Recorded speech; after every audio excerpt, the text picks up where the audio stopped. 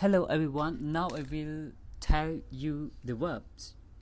The verb in the verb divided into two: intransitive verb and transitive verb.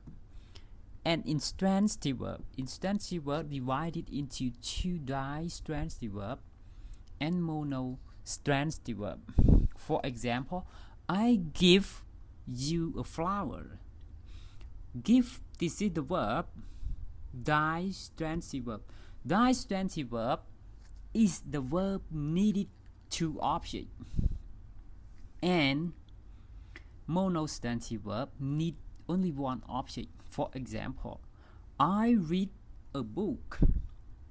Read if monotransitive verb. Give is di-transitive verb.